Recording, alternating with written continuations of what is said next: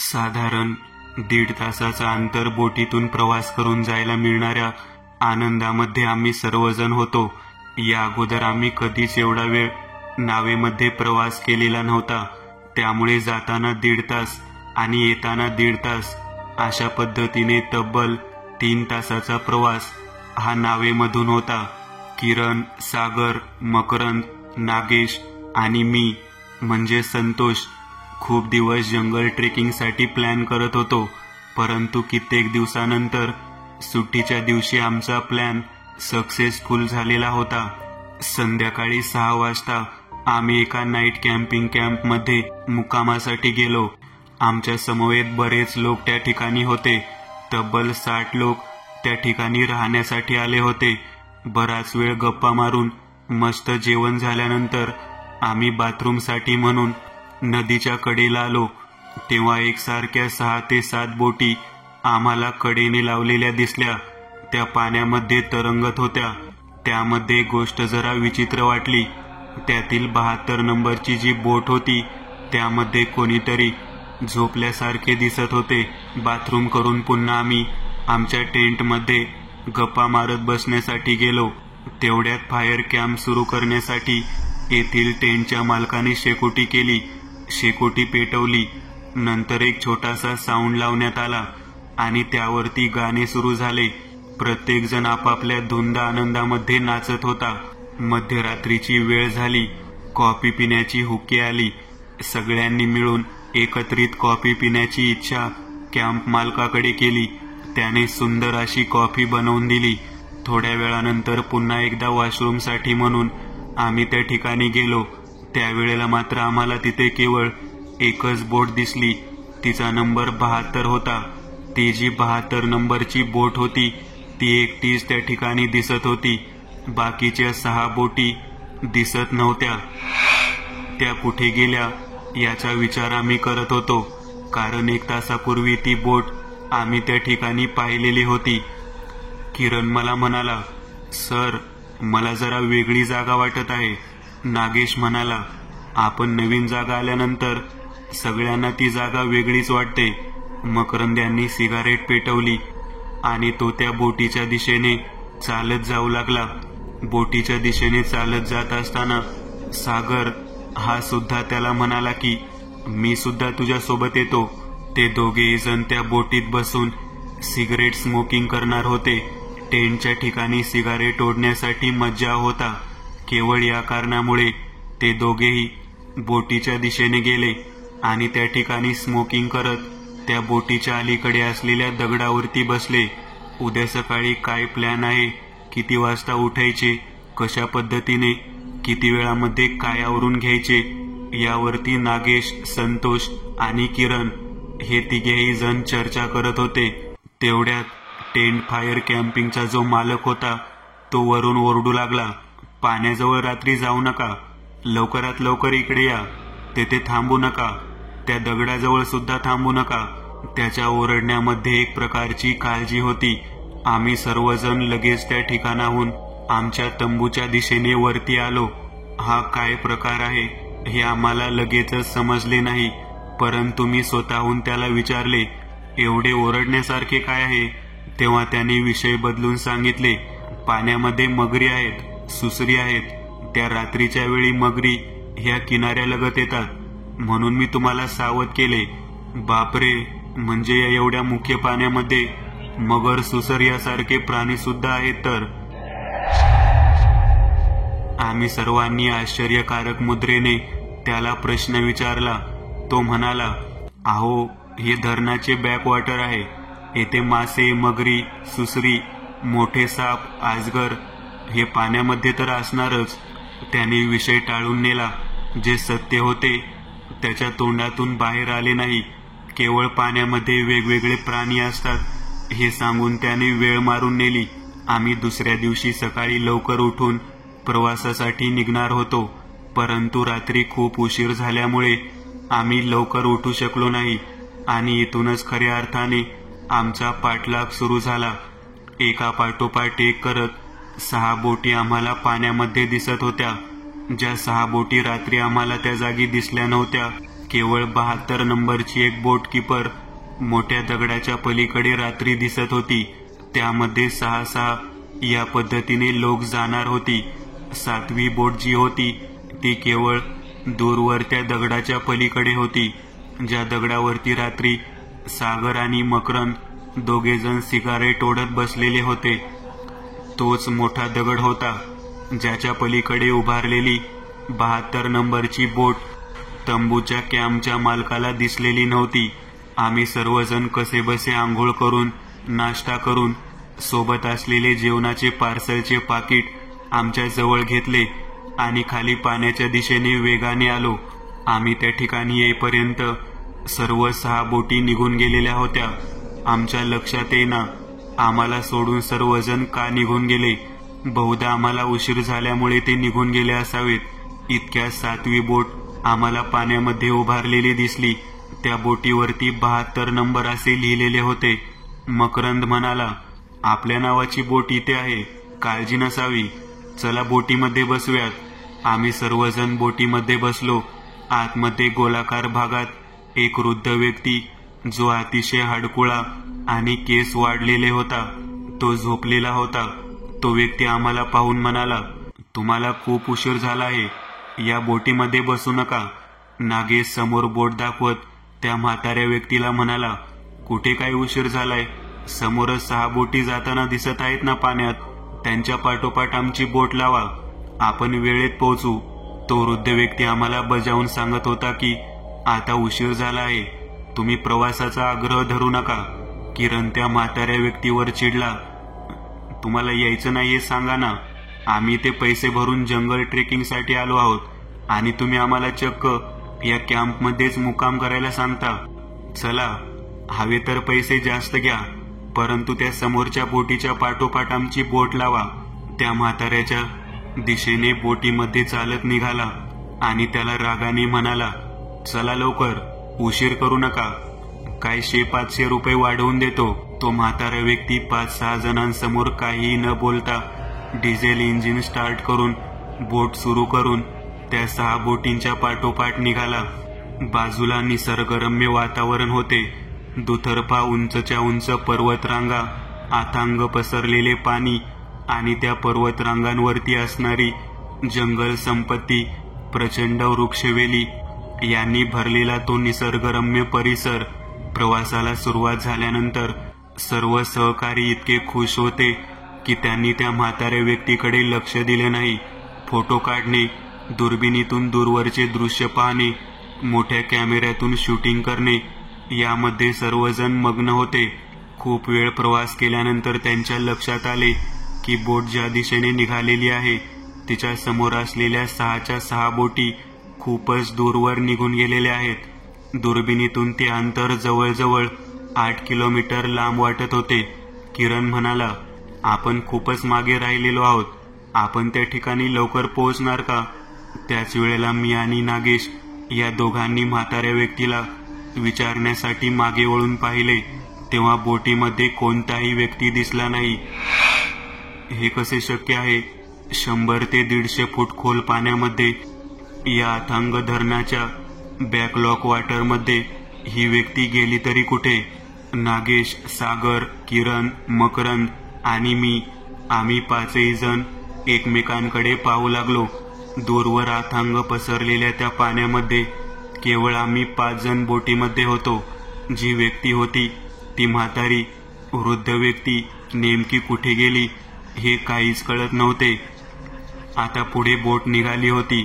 तिला चालवणारा व्यक्ती त्या ठिकाणी नव्हता, परंतु बोटीचा मार्ग मात्र अगदी सरळ पद्धतीने ती कापत चाललेली होती. 1 ते 1.5 तासाच्या अंतराने बोट एका किनाऱ्याला येऊन थांबली, जेथे अतिशय जुन्या काळातील दगडामध्ये कोरलेली सुंदर अशी कमान होती. त्या कमानीवरती संपूर्णतः अजस्त्र वेली पसरलेल्या होत्या. त्याच वेळेला बोटीमध्ये उभा राहून किरण म्हणाला, आपल्या बरोबरच्या 6 बोटी त्या दूरवरच्या डोंगराच्या शेजारच्या किनाऱ्यावरती आहेत, आपण या ठिकाणी कसे काय आलो आहोत. नागेश म्हणाला, जाऊ दे, शेवट आपण कोणत्या तरी किनाऱ्याला आलो आहो ना, हे महत्वाचे. शेवटी सर्वजण एक एक करत आमच्या सोबत असलेले ट्रेकिंगची बॅग पाठीवरती अडकवत त्या कमानीच्या दिशेने निघालो. कमान ओलांडून आत गेल्यानंतर चित्रविचित्र पद्धतीची जुन्या काळातील अजस्त्र अशी झाडं दिसत होती. एक जंगलामधला चेक पॉइंट आम्हाला दिसला. तो सुद्धा खूप पडक्या पद्धतीच्या दगडांमध्ये दिसत होता. आम्ही त्यावेळेला थोडे मागे वळून पाहिले तेव्हा मात्र मकरंद ओरडत होता, अरे आपण आलेली बोट पाण्यात दिसत नाही. आपण ज्या बोटीतून आलो ती बोट गायब झाली आहे. किरण, नागेश, सागर आणि मी आम्ही 4 जण मागे वळून पाहत होतो तेव्हा बोट मात्र खरोखरच दिसत नव्हती. हा नेमका काय प्रकार आहे हे कळण्यापलीकडची गोष्ट होती. आता परत जायचे कसे? त्याच वेळेला नागेश म्हणाला, या जंगलातून चालत गेल्यानंतर पलीकडच्या बाजूला त्या 6 बोटी दिसत आहेत ज्या आपल्या कॅम्पिंगच्या शेजारी होत्या. तिथपर्यंत आपण चालत जाऊ. किरण म्हणाला, तेवढे अंतर काढण्यासाठी आपल्याला हा डोंगर चढून पलीकडे जावे लागेल. तिथून थोडे अंतर परत उतरून मग त्या बोटीच्या किनाऱ्याजवळ आपण पोहोचू.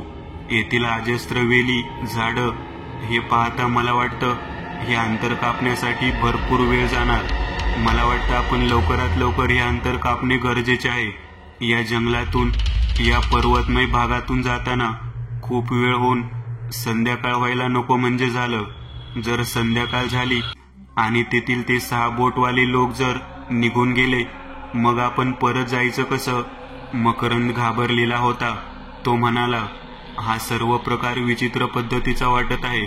सगळ्यात अगोदर त्या बेटाजवळ जे पाण्याच्या मध्यभागी होते तेथून तो म्हातारा बोटीतून सर्वप्रथम गायब होणे, आपोआप बोट सरळ मार्गाने या ठिकाणापर्यंत येणे, या सर्व गोष्टी मला जरा विचित्र वाटत आहेत. नागेश म्हणाला, मलाही ही गोष्ट खूप विचित्र वाटत आहे. तो म्हातारा नेमका गेला कुठे? आपण फोटो काढत होतो, शूटिंग करत होतो. तो व्यक्ती बोट सोडून पाण्यात उडी मारून तर गेला नसेल ना? परंतु तो का बरं निघून जाईल?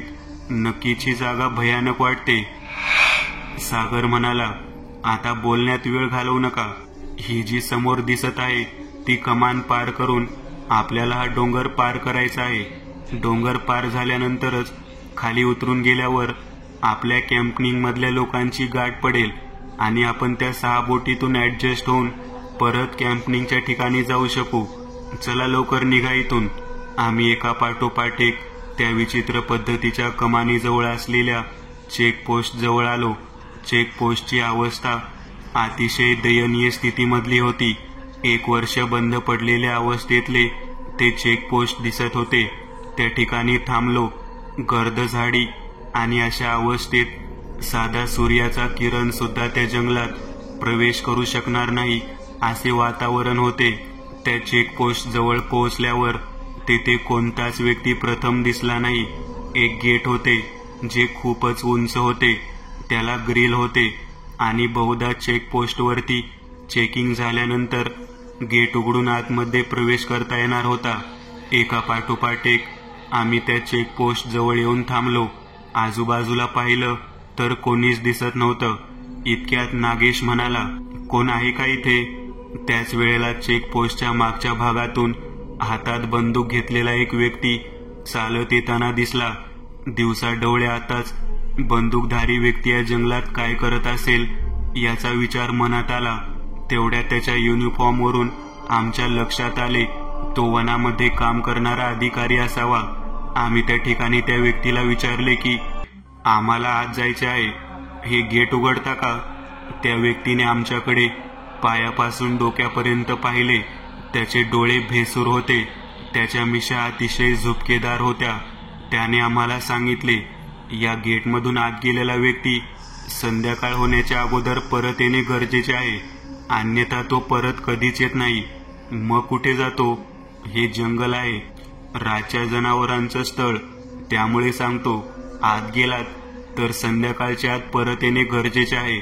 मी सर्वात शेवटच्या बोटीने तिथून निघून जात असतो. दिवस मावळल्यानंतर येथे कोणीच नसतं, हे लक्षात ठेवा. त्या व्यक्तीचे बोलणे ऐकल्यानंतर आम्हाला असे वाटले की हा एकटा या ठिकाणी या भयानक जंगलात का म्हणून काम करत असेल. त्याच वेळेला हा विचार मनात यायला आणि त्या व्यक्तीने उत्तर दिले, मागील 25 वर्षापासून मी इथे काम करत आहे. आजपर्यंत कोणतीही व्यक्ती माझ्या परवानगीशिवाय आत गेली नाही आणि बाहेरही परत आला नाही. सर्वांना माझी परवानगी घ्यावी लागते. तुम्ही जोपर्यंत येत नाहीत तोपर्यंत मी इथून हलणार नाही. त्याच वेळेला किरण म्हणाला, साहेब, तुमचे म्हणणे खरे आहे, परंतु आम्ही ज्या बोटीने आलो होतो ती बोटच गायब झाली आहे. आम्हाला परतीचा प्रवास करण्यासाठी बोटच नाही. तो आमच्याकडे विकट हास्य करत म्हणाला, ती मागे पाण्यामध्ये उभारलेली 72 नंबरची बोट तुमचीच तर आहे ना? त्याच्या या गोष्टीकडे आम्ही लक्ष दिले आणि मागे वळून पाहिले तेव्हा 72 नंबरची बोट पाण्यामध्ये दिसत होती. आम्ही सर्वजण पुन्हा एकदा आश्चर्यचकित झालो. हे कसे काय शक्य आहे? नागेश म्हणाला, अरे वा, म्हणजे आपल्याला परत जाण्यासाठी बोट सुद्धा उपलब्ध आहे. चला लवकर या जंगल सफारीचा आस्वाद घेऊ आणि पुन्हा परत येऊ. तसंही ट्रेकिंग करणे राहिलेलेच आहे. एका पाठोपाठ एक आम्ही गेट जवळ आलो. त्या व्यक्तीने ते गेट उघडले आणि आम्ही आत गेलो. गेटवरती अजस्त्र वेली संपूर्णतः जखडलेल्या होत्या. गेटचा दरवाजा बंद केला आणि तो व्यक्ती जाताना म्हणाला, या आता लवकर. तो असे बोलल्यानंतर आमच्या सर्वांकडे पाहून वेगळ्याच पद्धतीने हसत होता. आम्ही सर्वजण विचार करू लागलो. आपण ज्या बोटीतून आलो त्या बोटीतील व्यक्ती सर्वप्रथम गायब झाला. त्यानंतर बोट आपोआपच सरळ मार्गाने या ठिकाणापर्यंत आली.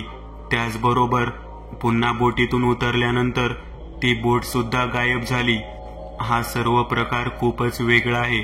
आम्ही थोडे अंतर गेल्यानंतर ठरवले, आपण या उंच पर्वताला पार करून आपल्यासोबत पुढे आलेल्या कॅम्पिंग मधल्या लोकांपर्यंत जाऊन पोहोचायचे आणि तिथूनच परतीचा प्रवास करायचा. पाठीवरती ट्रेकिंगच्या बॅग होत्या, पिण्यासाठी पाणी होते आणि त्या जंगलातून वाट काढत आम्ही ट्रेकिंगच्या प्रवासावरती निघालो.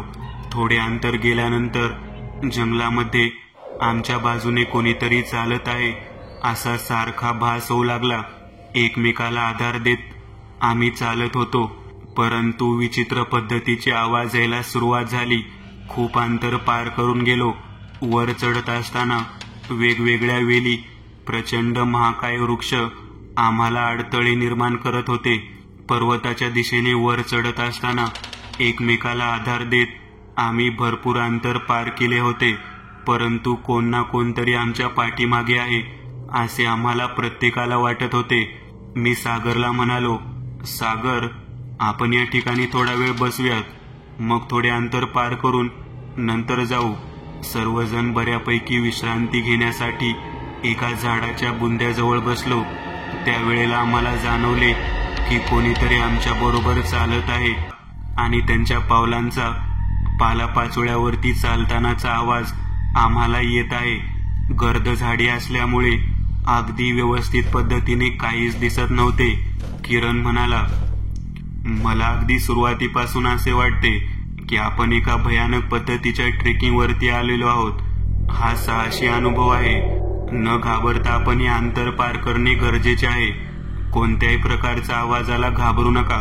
एकसारखे चालत राहणे, एकमेकाला आधार देणे याशिवाय आपल्याकडे कोणताच पर्याय नाही.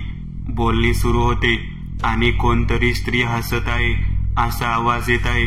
या एवढ्या भयानक जंगलामध्ये पुरुष माणूस येण्याची ताकद ठेवत नाही आणि या ठिकाणी बाई हसलेला आवाज कसा काय येतो ही विचार करण्याची गोष्ट आहे. नागेश, किरण, मकरंद आणि सागर सर्वजण अतिशय शांततेने आवाज ऐकत होते. सागर जरा जास्त घाबरलेला होता. तो म्हणाला, मला वाटतं आपण आल्या वाटेने परत जावे. आपली बोट त्या ठिकाणी आहे, त्या बोटीत बसावे आणि आपल्या कॅम्पिंगच्या ठिकाणी लवकरात लवकर पोहोचावे. किरण म्हणाला, तू म्हणतो तेवढी सोपी गोष्ट नाही. मला तर त्या बोटीबद्दल संशय येतो. त्यातील तो व्यक्ती, परत ती बोट, हे जरा वेगळेच गणित आहे. आपण लवकरात लवकर तो पर्वत पार करणे गरजेचे आहे. कोणत्याही आवाजाकडे लक्ष देऊ नका. हे जंगल भयानक आहे हे आपल्याला माहीत आहे, परंतु आपण 5 जण आहोत. आपण एकमेकाला साथ देत, धीर देत इथून पुढे जाऊ शकतो. किरणच्या बोलण्यामध्ये तथ्य होते. आम्ही एक जण करत एकमेकांना धीर देत, कोणत्याही आवाजाकडे लक्ष न देता सरळ पर्वताच्या दिशेने चालत चालत वाट काढत निघालो. एक अर्धा तास चालत गेल्यानंतर आम्हाला एक वेगळाच प्रकार दिसला. अतिशय गर्द झाडीमध्ये खूप प्रचंड वेली होत्या आणि त्यावरती मानव कंकाल म्हणजेच मृत माणसांचे सापळे उलटे लटकलेले दिसत होते. हा प्रकार काय आहे हे समजण्या इतपत आम्ही सर्वजण शहाणे होतो. ही जागा खूपच भयानक आहे हे आम्ही चांगलेच ओळखले. त्या वाटेने पुढे जायचे का मार्ग बदलून दुसऱ्या वाटेने डोंगर गाठायचा याबाबत आम्ही विचार करू लागलो. तेवढ्यात पुन्हा एकदा स्त्रीचा किंचाळलेला आवाज ऐकू येऊ लागला. स्त्री किंचाळत होती, परंतु रडत नव्हती, विवळत नव्हती किंवा कळवळत नव्हती. ती विकट पद्धतीने मोठमोठ्याने हसत होती आणि त्या आवाजाचा प्रतिध्वनी संपूर्ण त्या जंगलामध्ये घुमत होता. आता मात्र आम्हाला चांगलीच भीती वाटू लागलेली होती. बहुधा आम्ही संपूर्णतः चक्रव्यूहात अडकलो आहोत असे आम्हाला वाटू लागले. नागेश आणि किरण दोघेही म्हणाले, आपण वाट बदलून पुढचा प्रवास करू. कोण कितीही असू देत, कोण कितीही ओरडू देत, आपण त्याकडे दुर्लक्ष करायचे आणि केवळ चालत राहायचे. इतक्यात सागर म्हणाला, तो पहा, त्या झाडाच्या पलीकडे एक उंच कडा दिसतो. त्या कड्यावरून आपल्याला संपूर्ण परिसर दिसेल. चला लवकरात लवकर त्या कड्यावरती पोहोचू. सागरच्या बोलण्याप्रमाणे आम्ही त्या दिशेने चालत चालत निघालो. वरच्या बाजूला आम्ही त्या कड्यावरती पोहोचलो आणि वरून आम्ही चालत आलेला हा परिसर अगदी व्यवस्थितरित्या पाहिला. त्या कड्यावर पाहत असताना आम्हाला खालच्या भागांमधील संपूर्ण घनदाट जंगल दिसत होते आणि आम्ही ज्या ठिकाणी किनाऱ्यावर पाण्यातून उतरलो होतो ते ठिकाण सुद्धा दिसत होते. तिथे ती 72 नंबरची बोट होती. अजून दुसऱ्या बाजूला पाहिल्यानंतर आमच्या समवेत आलेले कॅम्पिंग मधले सर्व सहकारी यांचे ग्रुप असलेला किनारा, तेथील 5 ते 6 बोटी आम्हाला अगदी व्यवस्थितरित्या दिसत होत्या. आता त्या दिशेने जाण्यासाठी वाट सुद्धा दिसत होती. किरण, नागेश दोघेही म्हणाले, आपल्याला त्या दिशेने जाणे गरजेचे आहे. चला लवकर. येथे चित्रविचित्र आवाज येत आहेत. त्या जंगलामध्ये कित्येक लोक आपला जीव गमावलेले असतील. त्यांचे आत्मे तळमळत असतील. आपण इथून निघणे गरजेचे आहे. आम्ही एका पाठोपाठ एक त्या कड्यावरून खाली उतरायला सुरुवात केली. बरेच अंतर पार केल्यानंतर आमच्या पाठीमागे येणारा आवाज वाढलेला दिसू लागला. मकरंद म्हणाला, आपण बरेच अंतर उतरून आलेलो आहोत. समोर नदीचा किनारा दिसत आहे. आपण कडेकडेने चालत त्या ठिकाणापर्यंत पोहोचू. आम्ही त्या किनाऱ्याच्या दिशेने चालत होतो आणि मागच्या बाजूने अचानक सागरचे ओरडणे ऐकू आले. त्याच्या पायाला कोणीतरी धरले होते आणि त्या जंगलामध्ये उंच वेली लावळून वरच्या दिशेने खेचले होते. हे कसे काय झाले हे काहीच कळले नाही. सागर फक्त 5 ते 6 पावलं मागं होता. सागरला खाली ओढण्यासाठी आम्ही सर्वजण वर पाहत होतो, परंतु वर कसा काय खेचला गेला हे काही केल्या कळत नव्हतं. किरण, मकरंद, नागेश आणि मी आम्ही सर्वजण घामाने पुरते भिजलो होतो. समोर थोडा बहुत गर्द झाडीतून आम्हाला किनारा दिसत होता. त्याच वेळेला सागर उलटा लटकलेल्या अवस्थेत तो रडत होता आणि म्हणत होता, पळून जावा, किनाऱ्याच्या दिशेने पळून जावा. ते लोक आलेले आहेत. ते खूपच भयानक आहेत. जावा लवकरात लवकर, इथून निघून जावा. समोर एक बोट दिसत आहे, त्यामध्ये बसा आणि परत निघून जावा. सागर अचानक असा का ओरडत होता हे काही केल्या मला कळत नव्हते, परंतु माझ्या कमरेला एक धारदार नाईफ होता. त्याच्या साहाय्याने मी सागरला ज्या वेलीच्या फांदीने घट्ट आवळले होते ती फांदी तोडायला सुरुवात केली. ती फांदी तोडली. सागर वरच्या दिशेने एकदम खाली जोरात आपटला. त्याला आम्ही आधार देत उभा केले. तो खूपच घाबरलेला होता. तो म्हणाला, मागच्या दिशेने 6 ते 7 लोक आपला पाठलाग करत येत आहेत.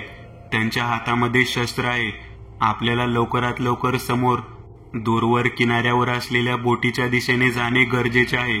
सागरचे बोलणे ऐकल्यानंतर आम्ही सर्वजण तिथून कसेबसे सागरला आधार देत त्या दिशेने निघालो. किनाऱ्यालगत आल्यानंतर पाहिलं तर खूप मोठा चिखल असलेला भाग होता. आणि समोर एक जुन्या काळातील बोट आम्हाला दिसत होती. किरण म्हणाला, चला लवकर चला, आपण बोटीमध्ये बसूयात. एका पाठोपाठ एक आम्ही एकमेकांना आधार देत कसे बसे पाण्यापर्यंत पोहोचलो. गुडघ्याभर चिखलातून वाट काढत त्या बोटीच्या जवळ गेलो. त्याच्या आतमध्ये बसलो. अतिशय जुन्या पद्धतीची जीर्णावस्थेत असणारी ती बोट होती. आतमध्ये डिझेलचे इंजिन लोखंडी दंडगोला फिरवून सुरू केले. तब्बल 40 ते 50 लोक अगदी व्यवस्थितपणे बसतील अशी ती बोट होती. आम्ही इंजिन सुरू केले. समोरच्या दिशेने बोट निघाली. मागे वळून पाहिले तेव्हा मला सागरने सांगितलेले ते चित्रविचित्र लोक किनाऱ्यावरती आलेले दिसले. ते हसत होते. त्यांच्या हातामध्ये भाला आणि कोयते हे शस्त्र होते. आम्ही बोटीमध्ये बसलेले पाहून त्यांनी आनंद व्यक्त करायला सुरुवात केली. आम्हाला काहीच कळत नव्हते की नेमके काय चालू आहे. बोट सुरू झाली आणि तब्बल 50 ते 60 फूट अंतर पार करून पाण्यामध्ये मार्गस्थ झाली होती. समोरच्या डाव्या बाजूला केवळ 100 फुटाच्या अंतरावरती आम्हाला आमच्या कॅम्पिंगमधील 6 बोट आणि त्यामध्ये बसलेले सहकारी लोक दिसत होते. चला, एकदाचे आपण आपल्या शिबिरातल्या लोकांबरोबर एकत्रित येत आहोत. या आनंदामध्ये आम्ही सर्वजण होतो. त्याच वेळेला आकाशामध्ये काळोख आहे हे सुद्धा आमच्या लक्षात येऊ लागले. किरण म्हणाला, काही का असेना, आपण या भयानक जंगलातून मार्ग काढत या किनाऱ्यापर्यंत तरी पोहोचलो. सागर, तुला मागच्या मागे कोणी ओढले होते? तेव्हा सागर म्हणाला, मला काहीच समजले नाही. माझ्या पायाला कोणीतरी खेचले आणि माझा पाय काही क्षणाच्या आतच त्या वेलीमध्ये अडकला आणि वरच्या दिशेने मी उलटा लटकलो गेलो. हे सर्व बोलणे चालू होते. काळोख पडायला सुरुवात झाली होती आणि इतक्यात इंजिनच्या दिशेने आम्ही बसलेलो 5 जण आमच्या समोरच्या बाजूला एक एक करत 3 जण आम्हाला बोटीत समोर तोंड करून आमच्याकडे पाठ करून बसलेले दिसले. हे कसे काय शक्य आहे? या बोटीमध्ये आम्ही जेव्हा चाललो तेव्हा कोणीच दिसत नव्हते. दिवस मावळल्यानंतर यामध्ये अचानक हे 3 लोक कुठून आले? त्यामध्ये एक स्त्री होती, एक जखम म्हातारा होता आणि वनाधिकारी याचा पोशाख घातलेला व्यक्ती होता. नागेश म्हणाला, जाऊया, बहुधा बोट या ठिकाणी त्यांनीच आणली असावी. आपल्याला पाहून आपल्या मदतीला आले असतील ते. चला, आपण त्यांची विचारपूस करू. त्या दिशेने आम्ही एक एक जण करत पुढे होऊ लागलो. इतक्यात तो बसलेला म्हातारा आमच्याकडे पाहून विकट हास्य करू लागला. त्याचे डोळे खूपच भेसूर पद्धतीचे आणि अतिशय भयानक दिसत होते. त्याच्यातून एक प्रकारचा प्रकाश येत होता. किरण म्हणाला, आपण सकाळी याच म्हाताऱ्याला गायब झालेलं पाहिलं होतं. तोच म्हातारा पुन्हा या ठिकाणी आला आहे. तो झुपकेदार मिशा असलेला वनाधिकारी आणि ज्या स्त्रीचा आपल्याला आवाज येत होता ती भयानक स्त्री. सर्वजण आपल्याला या बोटीमध्ये दिसत आहेत. नक्कीच या बोटीमध्ये काहीतरी घडलेलं असणार आहे. मला वाटत नाही की आपण सुखरूप घरापर्यंत पोहोचू. किरणचे हे बोलणे ऐकून सर्वजण घाबरलो. त्याच वेळेला तो वनाधिकारी असलेले व्यक्ती आमच्याकडे पाहून म्हणाला, चला आता पुढच्या प्रवासाला.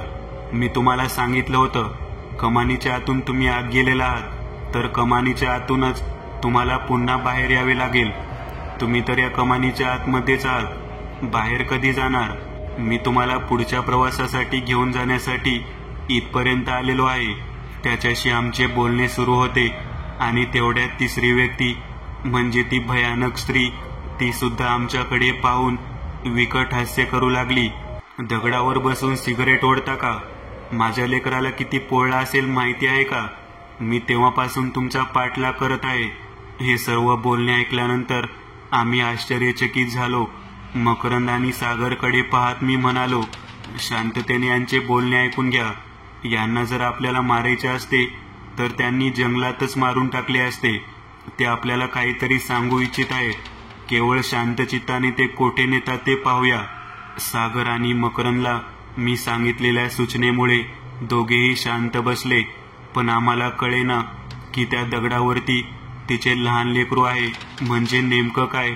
बराच वेळ गेल्यानंतर ते तिघेही आमच्याशी बोलायचं बंद झाले आणि एका ठराविक ठिकाणी म्हणजे बरोबर त्या बेटाजवळ आल्यानंतर त्यांनी बोटीला थांबवले. ज्या बेटाजवळ तो म्हातारा व्यक्ती गायब झालेला होता ते ठिकाण होते. आम्ही काहीही न बोलता त्या ठिकाणी काय चालले आहे ते पाहत होतो. तो वृद्ध म्हातारा व्यक्ती उतरला आणि बोट कडेला लावत तो म्हणाला, चला, आपल्याला इथे थांबायचे आहे. आम्हाला कोणाला नेमके समजत नव्हते. आम्हाला त्या ठिकाणी ते का घेऊन आलेले आहेत. ती स्त्री, तो म्हातारा आणि तो जंगलातील वनाधिकारी हे सर्वजण अतिशय भेसूर पद्धतीने आमच्याकडे पाहत होते. त्यामध्ये कोणाला काय बोलावे हे काहीही समजत नव्हते. या ठिकाणी आलो होतो खरे, परंतु आमचा जीव अजून सुरक्षित राहू शकेल याची शाश्वती नव्हती. कारण प्रत्येकाला वाटत होते या बेटावरती आपल्याला त्यांनी घेऊन आलेले आहेत. कदाचित तेथे आपला ते जीव घेतील आणि इथेच पुरून टाकतील. शंका मनामध्ये सर्वांच्याच आलेली होती, परंतु धाडस मात्र कोणीच करत नव्हतं. इतक्यात तो वृद्ध व्यक्ती आम्हाला त्या बेटावरती असलेल्या झाडांच्या गर्द झाडीमध्ये घेऊन एका झोपडीसारख्या पडलेल्या ठिकाणी घेऊन गेला. त्या ठिकाणी पोहोचल्यानंतर आमच्या सर्वांच्या कडेने ते तिघेजण उभा राहिले.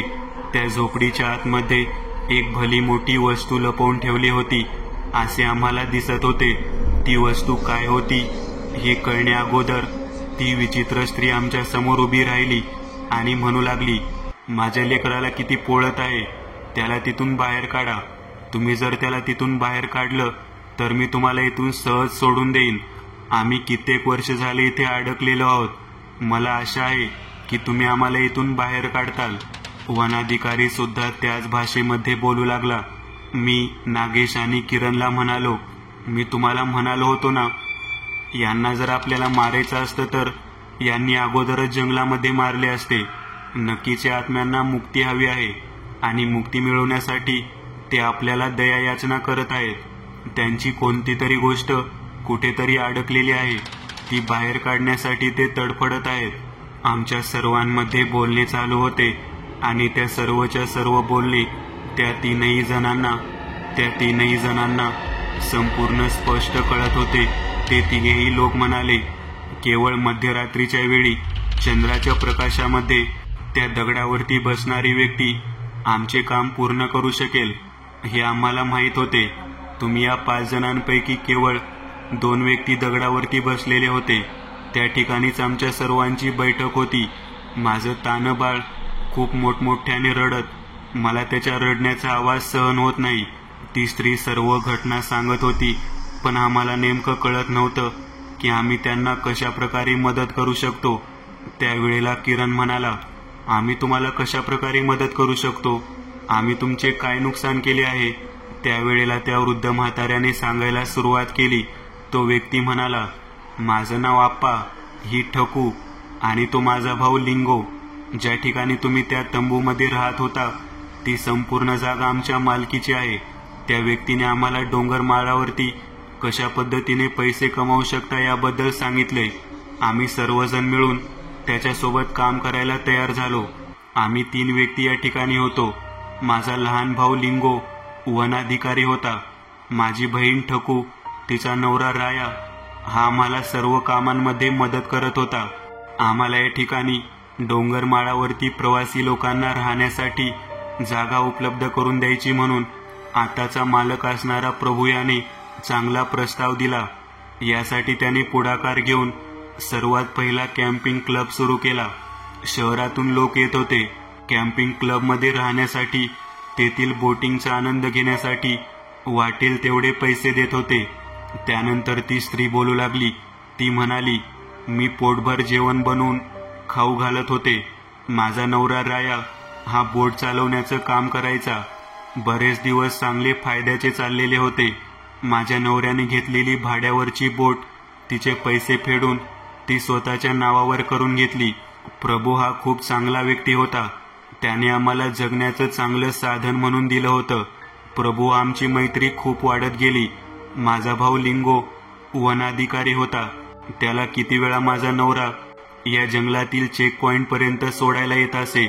बोटीमधून आनंदाचा प्रवास करत सर्वजण जीवन मजेत घालवत होतो. त्याच वेळेला प्रभू याचा मोठा भाऊ कोंडा आमच्या सर्वांच्या जीवनामध्ये आला आणि तेथूनच खऱ्या अर्थाने आमच्या आयुष्याची राखरांगोळी झाली. कोंडा याने स्वतःची नोकरी घालवलेली होती आणि तो भावाकडे राहण्यासाठी आला. सर्वात अगोदर तो खूप छान पद्धतीने वागत होता. पडेल ते काम करत होता. स्वयंपाक बनवणे, भाजी बनवणे या सर्व गोष्टी त्याला जमत होत्या. जेव्हा आम्हाला कॅम्पिंगमधून भरपूर पैसा मिळू लागला तेव्हा तो पैसा त्याच्या डोळ्यामध्ये खुपू लागला. त्याच वेळेला कोंडा आणि प्रभू यामध्ये आमच्या जागेच्या मालकीवरून आम्हाला मिळणाऱ्या पैशावरून चर्चा सुरू झाली. प्रभू याचे मन वळवण्याचा त्याने प्रयत्न केला आणि मिळणाऱ्या रकमेमध्ये जास्त हिस्सा मागण्यासाठी त्याने प्रभूला प्रेरित केले. एके दिवशी माझा नवरा राया व प्रभू यांच्यामध्ये जोराचे भांडण झाले. या संपूर्ण भांडणाला कारणीभूत हा म्हणजे कोंडा होता. भांडण एवढे मोठे झाले की माझ्या लिंगो या भावाने कोंडा आणि प्रभू या दोघांवरती बंदूक रोखून धरली. मारहाणीपर्यंत गेलेलं प्रकरण कसेबसे शांत करण्याचा मी स्वतः प्रयत्न केला.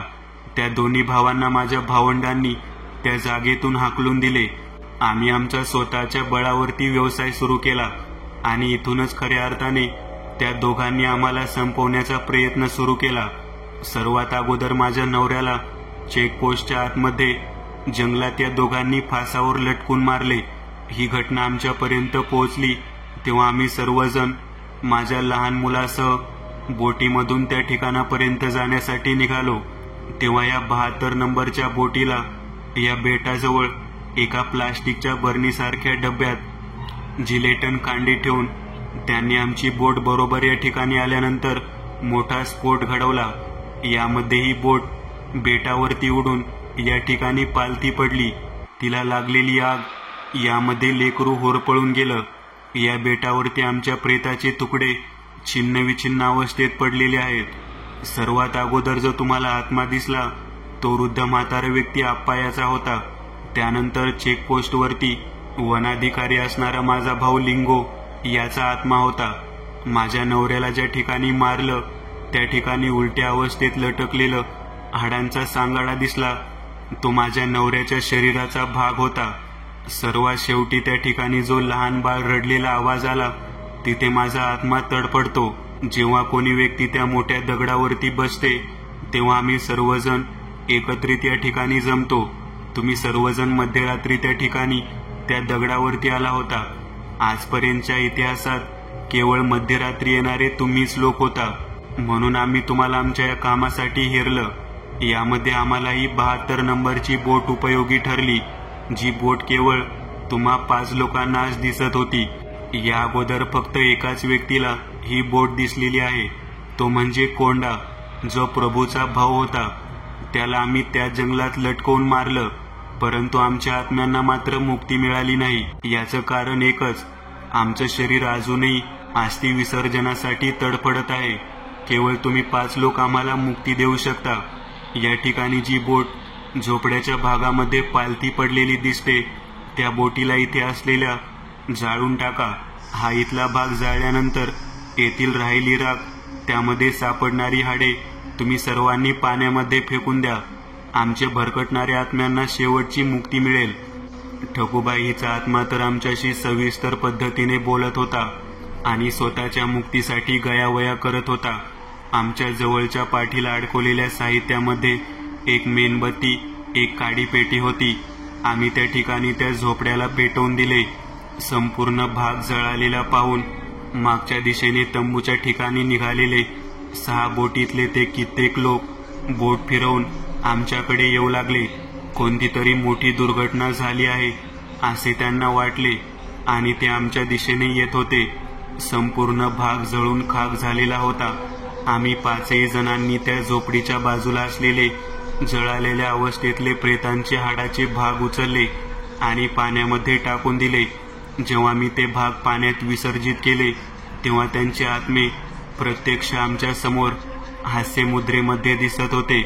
त्या सर्व प्रेतात्म्यांना मुक्ती मिळालेली होती. आम्ही हे कार्य केल्यानंतर त्या ठिकाणी आमच्या दिशेने येणाऱ्या बोटी दिसू लागल्या. नागेश, किरण, सागर, मकरन आणि मी, आम्ही त्या सर्व येणाऱ्या बोटीकडे पाहत होतो.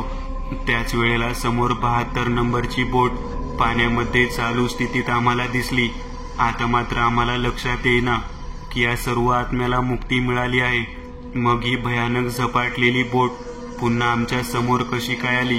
तेव्हा किरण म्हणाला, जो बोटीचा मालक आहे त्याला कुठे मुक्ती मिळाली? तो आपल्याला सोडायसाठी या बोटीत आलेला असावा. मी किरणला प्रश्न केला, बोटीचा मालक म्हणजे? अरे त्या ठकूबाईचा नवरा राया, त्याची बोट होती ना, तोच पुन्हा आला असणार. आम्ही त्या बोटीत जाऊन बसलो आणि बोट आमच्या कॅम्पनिंगच्या दिशेने निघाली. कॅम्पनिंगच्या ठिकाणी बोट पोहोचल्यानंतर आम्ही त्या दगडाजवळ येऊन पोहोचलो. पाण्यातून उतरलो तेव्हा ती बोट केवळ आम्हालाच दिसत होती. बाकी कोणत्याही व्यक्तीला ती बोट दिसली नाही. खऱ्या रीतीने एक भयानक अनुभव संपुष्टात आलेला होता. एक झपाटलेली बोट आणि तिचा प्रवास बरंच काही सांगून गेला होता. मित्रांनो, आज पुरतं एवढंच. तुम्हाला जर काही गोष्ट आवडली असेल तर नक्की लाईक करा. तुमच्यापैकी बरेचसे जण व्हिडिओ लाईक न करताच पळून जातात, पण हा जर व्हिडिओ तुम्ही लाईक केला तर मला जरा बरं वाटेल आणि असेच भारी भारी व्हिडिओ बनवायची माझ्यात एनर्जी येईल. त्यामुळे नक्की लाईक करा. आणि अजूनही कोणी या चॅनलला सबस्क्राईब केलेलं नसाल तर लगेच सबस्क्राईब करून टाका. आणि बाजूची घंटी ती मात्र दाबायला विसरू नका. देवाची घंटी आहे ती. चला तर मग पुन्हा भेटूया अशीच एक आगळी वेगळी गोष्ट घेऊन पुढच्या